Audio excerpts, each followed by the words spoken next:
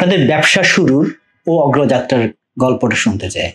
বিজনেসটা আমাদের ইন্ডাস্ট্রিটা শুরু হয়েছিল 1992 থেকে। আমার বাবা এটা গোড়াপত্তন করেছিলেন। ওই সময়ে আমরা পড়াশোনায় ব্যস্ত ছিলাম। ফ্যাক্টরিগুলো ওই সময়তে একটু অন্য মাধ্যমে চলত। ভাড়ার কিছু বিষয় ছিল। আমার বাবা সরাসরি জড়িত হয়নি ওই সময় ফ্যাক্টরি করার পর। আমরা টেক ওভার করেছিলাম 98-তে একবার টেক ওভার করেছিলাম আফটার ফিনিশ দ্য এডুকেশন। তো তখন আমাদের ফ্যাক্টরিগুলো ম্যানুয়াল ছিল। ওই সময়টাতে গ্যাস এবং বিদ্যুতের খুব বেশি রকমের ঝামেলা ছিল। প্রোডাকশনে আমরা ওইভাবে ধারাবাহিকতা রাখতে পারি নাই, তার ফলে প্রথম 3 বছরে আমরা বেশ কিছু লস করেছিলাম। চতুর্থ বছরের সময় আমরা ফ্যাক্টরিটা বন্ধ করে দিই। 2005 সাল থেকে আমরা আবার পুনরায় শুরু করি। শুরু করার আগে আমি কিছু বিষয় চিন্তা করেছিলাম যে কি কারণে আমরা ফেল করেছিলাম। ওইগুলাকে আমি নোট করি এবং প্রথমেই আমি ওই প্রবলেমগুলো সলভ করার চেষ্টা করি। এরপরে আমার বিজনেসটা আমাদের শুরু হয় ইনশাআল্লাহ। আমরা 2013-তে অটোমেশনে যাই, ফুল অটোমেশনে যাই। তখন আমরা 60 এবং 75 গ্রেডের প্রোডাকশন শুরু করি। আপনাদের কোম্পানি বর্তমান অবস্থানে আসার পথে কি কি প্রতিবন্ধকতা মোকাবেলা করেছে?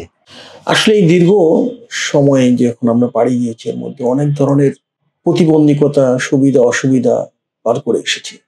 আমরা প্রথমে খুব সংকটে ছিলাম বিদ্যুতের। তখন গ্যাসের এরকম সংকটটা ছিল না।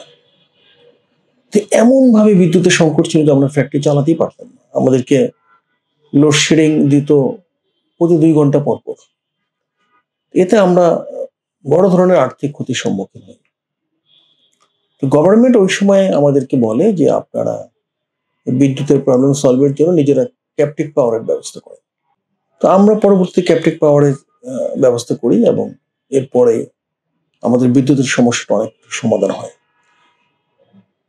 কিন্তু সমস্যা হয়েছে আরেকটি জায়গায়। যখন একটি সমস্যার সমাধান হয়েছে, পরবর্তীতে আরেকটি সমস্যার উদ্ভব হয়েছে। সেটা হচ্ছে যে আবার গ্যাসের একটা ক্রাইসিস তখন থেকে তৈরি হয়।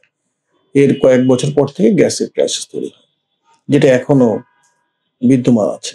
এই সমস্ত কারণে আমাদের প্রোডাকশনটা প্রায় হ্যাম্পার্ড হয়। এতে আমাদের কস্টিং প্রাইস অনেক বেড়ে যায়।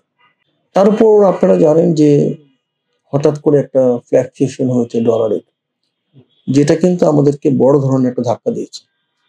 বাইরের উন্নত বিশ্বগুলোতে কি হয়, যখন আমি যতটুকু জানি সেটা হচ্ছে যে যখন একটা ক্রাইসিস যায় ইকোনমিতে, তখন ব্যাংকগুলা বিজনেসম্যানদেরকে সাপোর্ট করে বেশিভাবে, কিন্তু তারা সার্ভাইভ করতে পারে। তো আমাদের এই জায়গাটায় উল্টো একটা অবস্থান তৈরি হচ্ছে যে একটা ক্রাইসিস যখন তৈরি হয় তখন সাপোর্ট তো দূরে থাক, তখন ব্যাংকগুলো কেমন যেন একটু নিজেদেরকে সংকুচিত করে ফেলে। এই সংকুচিত হওয়ার কারণে ব্যবসায় আমাদের অনেক প্রভাব পড়ে এবং অনেক শিল্প প্রতিষ্ঠান বন্ধ হয়েছে এবং আরো বন্ধ হওয়ার উপক্রম হয়েছে। এখন সবচেয়ে বড় প্রবলেম হয়ে দাঁড়াচ্ছে ব্যাংক যদি আর একটু ফ্লেক্সিবল না হয়, তাহলে আরো কিছু ইন্ডাস্ট্রি বন্ধ হওয়ার একটা পাইপলাইনে আছে আমি মনে করি। আপনারা জানেন যে ইতিমধ্যে গ্যাসের দাম বৃদ্ধি পেয়েছে। বিদ্যুতের দাম তো দফায় দফায় বেড়েছে বিগত সরকারের সময়। এই সরকার আসার পরে গ্যাসের দাম আরেকটা বাড়ালো। তো এগুলো সবই কিন্তু আমাদের উপর একটা প্রেশার পড়ছে। আমাদের প্রোডাকশন কস্ট বাড়ছে, কিন্তু আমরা কিন্তু এই এক্সট্রা কস্টটাকে প্রাইজের সাথে অ্যাকোমোডেট করতে পারছি না। বর্তমানে দেশীয় ইন্ডাস্ট্রিগুলো রডের চাহিদা কতটুকু পূরণ করতে পারছে? আসলে আমাদের দেশে যে পরিমাণে রিকোয়ারমেন্ট রডের, এটা কিন্তু পুরোটাই আমরা ফুলফিল করি। আমাদের বাইরে থেকে কোনো রড আমদানি করতে হয় না। বরঞ্চ এখন কিন্তু মার্কেট যতটুকু ডিমান্ড আছে এর চেয়ে বেশি প্রোডাকশন আমাদের আছে, ক্যাপাসিটি আছে এবং হচ্ছেও তাই। তো রডের ডিমান্ড তো সবসময় একরকম থাকে না।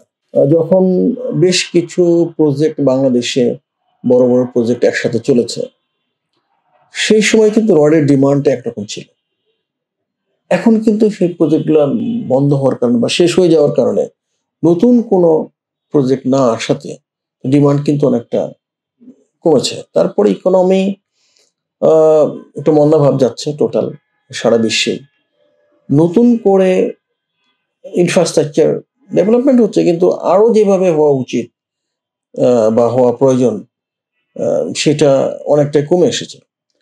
আর আমাদের কিন্তু বড় ক্রেতা হচ্ছে গভর্নমেন্ট। আই মিন গভর্নমেন্টে যত ওয়ার্ক হয় সেই জায়গায় আমাদের রডটা ব্যবহার হয়। তো এই ক্ষেত্রে আমরা দেখেছি প্রায় 40% মতো রড আমরা গভর্নমেন্ট বিভিন্ন প্রজেক্টে দিয়ে থাকি।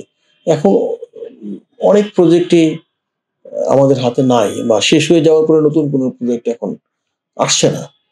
তো এই অবস্থান থেকে আমি বলতে চাই যে যদি রডের ডিমান্ড আরো বৃদ্ধি পায়, আমাদের যে ক্যাপাসিটি আছে এই ক্যাপাসিটিতে গুড এনাফ। আমাদের টোটাল যে প্রোডাকশন ক্যাপাসিটি এবং প্রোডাকশন বাইরে থেকে রড আমদানি করার কোনো বা আনতে হবে এই ধরনের কোনো অবস্থান নাই। আপনাদের রডের কি কি বিশেষত্ব রয়েছে যে কারণে ক্রেতারা কিনবেন? আমার কোয়ালিটি প্রোডাক্ট করতে হলে quality raw materials, quality machineries এবং কোয়ালিটি ম্যান পাওয়ার, এই তিনটাকে যখন সমন্বয় হবে তখনই আমি একটা কোয়ালিটি প্রোডাক্ট পাবো। তো আমাদের কোম্পানি এই তিনটাকেই ফোকাস করেছি। আমরা কোয়ালিটি র মেটেরিয়ালস এর উপর ফোকাস করেছি, আমরা কোয়ালিটি মেশিনারিজ এর উপর ফোকাস করেছি এবং আমরা কোয়ালিটি হিউম্যান রিসোর্স বা ম্যান পাওয়ার উপর প্রোডাকশন ফোকাস করেছি। যার ফলে ইনশাল্লাহ আমি বলতে পারি যে আমরা কোয়ালিটি প্রোডাকশন করি এবং কোয়ালিটি রড আছে, আমরা কোয়ালিটি রড উৎপাদন করে থাকি। মানসম্মত রড কিনতে একজন সাধারণ ক্রেতাকে কি কি বিষয়গুলো নজর দেওয়া উচিত বলে আপনি মনে করেন? যে সমস্ত ব্র্যান্ডগুলো বাজারে এস্টাবলিশড বা মানুষ সচরাচর ব্যবহার করছে, পরীক্ষা করেছে বিভিন্ন বুয়েটে বা অন্যান্য জায়গায়, সেই রডগুলো তারা ব্যবহার করতে পারে। ক্রেতাকে দেখা উচিত একটা কোম্পানির ব্র্যান্ড ভ্যালুটা কেমন, তাদের প্রিভিয়াস কমিটমেন্ট কেমন, বা যারা রড ব্যবহার করেছে তাদের এই ধরনের কিছু ইনফরমেশন নিতে পারে, তারা সিদ্ধান্ত নিতে পারে নেওয়ার জন্য। বাংলাদেশে রড শিল্পের বিকাশে কি কি চ্যালেঞ্জ দেখতে পাচ্ছেন, এগুলো কিভাবে মোকাবেলা করা যায়? এখন যদি এক কথায় বলি, বর্তমানে নতুন করে কেউ যদি রডের ইন্ডাস্ট্রি করতে যায় সে সার্ভাইভ করতে পারবে না। এখন প্রশ্ন আছে কেন পারবে না? এই জন্য পারবে না, ব্যাংকের যে প্রফিট রেশিও বা interest rate it's very difficult. তো এটা একটা বড় প্রতিবন্ধকতা। এই যে ব্যাংকের প্রফিট রেটের কথা বলছি আমি, বা ইন্টারেস্ট রেট যেটা আপনি বলেন, সেটা একটা সবচেয়ে বড় প্রতিবন্ধকতা। সেকেন্ড প্রতিবন্ধকতা হচ্ছে যে আমাদের গ্যাসের যে একটা সাপ্লাই আছে এটাকে আরো বৃদ্ধি করা উচিত, আরো মানে সাপোর্ট দেওয়া উচিত, এবং একজন নতুন এন্টারপ্রেনিয়রকে সাপোর্ট দেওয়ার জন্য গভর্নমেন্টের বিভিন্ন এজেন্সিগুলো আছে তাদেরকে আরো আগিয়ে আসতে হবে, যদি এরকম না হয় একটা ফাইল নিয়ে শুধু দৌড়াতেই হচ্ছে। তো শিল্পায়নের জন্য ওয়ান ডিক সার্ভিসটা খুবই দরকার। রডের বিজ্ঞাপনে আমরা দেখি ভূমিকম্প সহনীয়, বিষয়টা সম্পর্কে যদি আপনি খোলাখুলি বলতেন। আসলে প্রত্যেকটা রডেই কিন্তু ভূমিকম্প সহনীয়, সেটা ডিপেন্ড করতেছে আপনার ইলাঙ্গেশনে বলে একটা ইস্যুস আছে, যে রডটা কতটুকু কার্ভ হয় বা এটার উপর ডিপেন্ড করে। বাংলাদেশে এখন ভূমিকম্প প্রবণ দেশ হয়ে গেছে।